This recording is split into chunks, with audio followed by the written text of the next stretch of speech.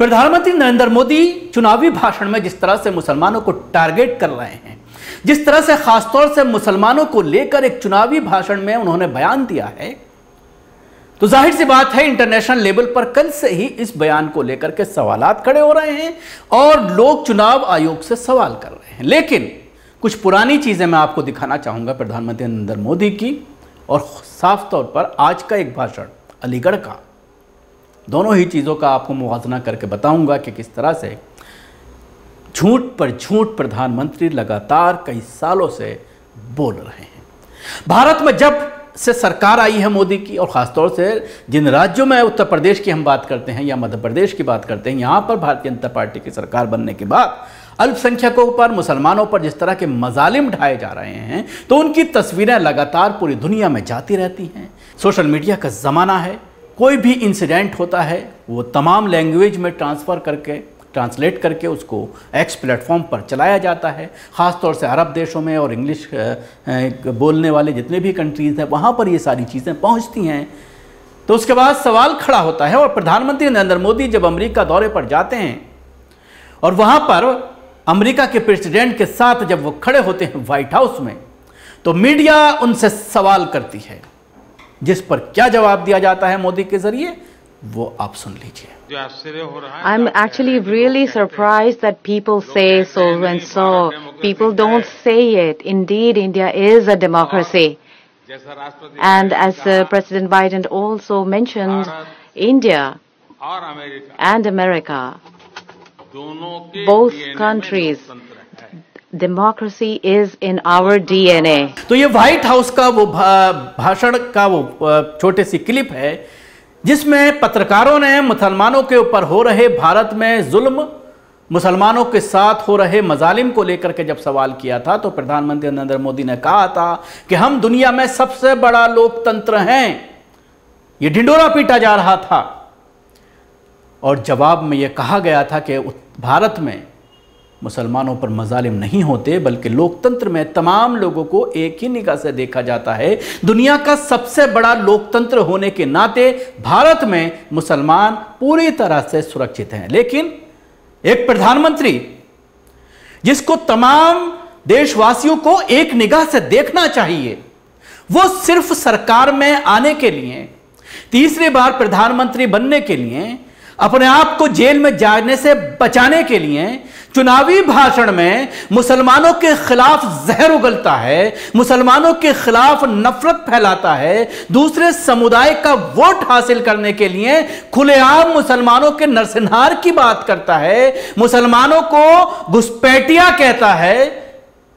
और जब उससे विदेश में जाकर के इन तमाम चीजों पर सवाल खड़े किए जाते हैं, तो वो सिर्फ इतना कह करके कि दुनिया का सबसे बड़ा लोकतंत्र है, लेकिन दुनिया के सबसे बड़े लोकतंत्र में किस तरह से सरकारी मिशनरियां, किस तरह से पुलिस प्रशासन, कोर्ट लगातार मुसलमानों के खिलाफ भारतीय जनता पार्टी के इस षड्यंत्र में साथ दे रहे हैं, बल्कि पूरी तरह से उनके साथ खड़े हुए हैं। कानून को ताक पर रख दिया गया है, संविधान को पूरी तरह से खत्म कर दिया गया है। ये मैं बात ऐसे ही नहीं कह रहा हूं, हजारों मिसालें हैं पूरे भारत की मुख्तलिफ कोर्ट्स की कि किस तरह से भारतीय मुसलमानों को कोर्ट के जरिए भी इंसाफ नहीं मिल रहा है। पुलिस प्रशासन के जरिए तो हर सरकार में मुसलमानों के खिलाफ नाइंसाफी होती रही है, लेकिन कहीं ना कहीं कोर्ट में इंसाफ हुआ करता था। तो अब तो आप देख रहे हैं कि किस तरह से सुप्रीम कोर्ट के चीफ जस्टिस दबे लफ्जों में प्रधानमंत्री नरेंद्र मोदी के लिए वोट करने की वकालत कर रहे हैं। साफ तौर पर नहीं कह रहे हैं, लेकिन जो उसका मतलब है उनकी बात का, वो यही है। तो आप फिर अंदाजा लगाइए, और उन लोगों के लिए इसको सुनने की जरूरत है जो अभी चुनावी बॉन्ड पर को लेकर के बहुत तारीफ कर रहे थे सुप्रीम कोर्ट की। आपने देखा ईवीएम को लेकर के किस तरह की बयानबाजी हुई कोर्ट के अंदर, किस तरह के सवालात खड़े किए गए। तो एक आदक फैसला इस तरह का ला दिया जाता है ताकि लोग जो है ये कहें कि हाँ भाई अभी इंसाफ बाकी है, अभी कोर्ट में इंसाफ हो रहा है। लेकिन मैं दावे के साथ कहता हूँ, क्योंकि अब एक और कानून लाया जा रहा है। कपिल सिब्बल ने अभी आज एक प्रेस कॉन्फ्रेंस में ये बात कही है एक कानून और लाया जा रहा है कि अगर कोई भी जज के खिलाफ कोई शिकायत आती है, कोई बात होती है, तो 7 साल के लिए उसको जज के पद से हटाया जा सकता है। हालांकि उसको आज मीडिया कुछ इस तरह से दिखा रही है कि अगर सरकार के खिलाफ कोई फैसला जज देता है तो उसको बर्खास्त किए जाने की पावर सरकार के पास आ जाएगी। इस तरह का कानून बनाने की बात कही जा रही है, उसको पास कर दिया गया है। अब उस पर सुप्रीम कोर्ट का अंतिम मोहर लगनी बाकी है। अगर सुप्रीम कोर्ट के ज़रिए भी उस पर मोहर लग जाती है तो फिर पूरी तरह से मोदी सरकार के खिलाफ या जो भी केंद्र में सरकार होगी उसके खिलाफ कोई भी फैसला देते हुए जज 10 बार सोचेगा। तो जाहिर सी बात है पूरे संविधान को बदलने की कोशिश की जा रही है ताकि जो सरकार के खिलाफ अगर कोई फैसला आए तो फिर उसको ना आने दिया जाए, उसको रोका जाए। चुनावी बॉन्ड जैसे मामले को लेकर जिस तरह से बीजेपी की किरकिरी हुई है और एक बड़ा करप्शन लोकतांत्रिक देश में आज़ादी के बाद से एक बड़ा करप्शन का जो एक खेल सामने आया है वो आप देख रहे हैं। ईडी और सीबीआई का डर दिखा करके किस तरह से एक्सटॉर्शन ली गई है बड़ी बड़ी कंपनियों से और किस तरह से एक्सटॉर्शन लेकर के दवाइयों की कंपनियों को फ़ायदा पहुंचाने के लिए आम गरीब जनता के इलाज से भी दूर रखा जा रहा है। प्रधानमंत्री नरेंद्र मोदी ने एक बार कहा था कि वो मुसलमानों के एक हाथ में कुरान और दूसरे हाथ में कंप्यूटर देखना चाहते हैं। दूसरा 2014 में सरकार बनने के बाद उन्होंने कहा था सबका साथ, सबका विकास और सबका विश्वास, लेकिन 2019 में इस नारे को और आगे बढ़ा दिया गया था। ये तमाम दावे होने के बावजूद आप देख रहे हैं कि प्रधानमंत्री की लैंग्वेज, प्रधानमंत्री का भाषण किस तरह से मुसलमानों के खिलाफ सामने आ रहा है। हालांकि आज अलीगढ़ में वो पसमानदा मुसलमानों के बारे में बोलते हुए नजर आए, पसमानदा मुसलमानों को लुभाते हुए नजर आए, क्योंकि पिछले कई सालों से पसमानदा मुसलमानों को लेकर एक विंग बनाया गया है भारतीय जनता पार्टी के जरिए और उन मुसलमानों का वोट हासिल करने के लिए पसमानदा मुसलमानों को लगातार जो है वो साधा जा रहा है।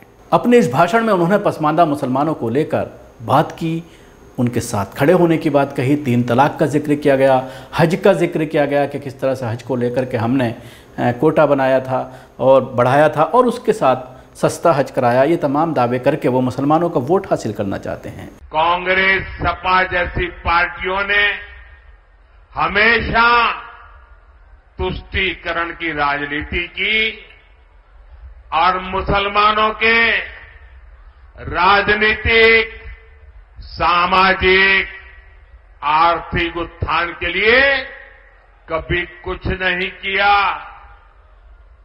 और जब मैं पसमानदा मुसलमानों की मुसीबत की चर्चा करता हूं तो इनके बाल खड़े हो जाते हैं, क्योंकि ये ऊपर के लोगों ने मलाई खाई है और ये पसमानदा मुसलमानों को भी उसी हालत में जीने के लिए इन लोगों ने मजबूर कर दिया है। साथियों, इसी क्षेत्र में 3 तलाक से पीड़ित कितनी ही बेटियों का जीवन तबाह हो गया था। और सिर्फ बेटियों का नहीं, और 3 तलाक के कारण मुसीबत में आई उस बेटी, उसके पिता, भाई, परिवार सब परेशान हो जाते थे। अब मोदी ने 3 तलाक के खिलाफ कानून बनाकर उनका जीवन भी सुरक्षित किया है। पहले हज कोटा कम होने की वजह से कितनी मारामारी होती थी, उसमें भी रिश्वतखोरी चलती थी और ज्यादातर रसूखदार लोग ही हज जाने का मौका पाते थे। मैंने सऊदी अरब के क्राउन प्रिंस से आग्रह किया था कि हमारे भारत के मुसलमान भाई बहनों के लिए हज का कोटा बढ़ाएं। आज न सिर्फ भारत का हज का कोटा बढ़ा है, बल्कि वीजा नियमों को भी आसान बनाया गया है। एक दिन इस तरह का बयान देते हैं और फिर उसके बाद इस तरह का बयान दिया जाता है, तो आप अंदाजा लगाइए कि समझ में नहीं आ रहा करना क्या चाहते हैं मोदी, क्या चाहते हैं। एक तरफ मुसलमानों को गालियां देते हैं, दूसरी तरफ मुसलमानों का वोट भी हासिल करना चाहते हैं। 2 दिन पहले आपने देखा था कि अमरोहा में जब वो पहुंचे थे तो किस तरह से शमी को भाई बता रहे थे, उसके नाम पर वोट मांग रहे थे।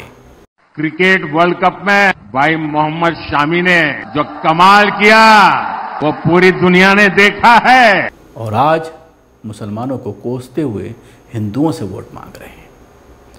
आज हिंदू मुस्लिम के रूप में अपना आखिरी हथियार भी प्रधानमंत्री नरेंद्र मोदी ने निकाल दिया है। इससे समझा जा सकता है कि हालात कितने खराब हैं।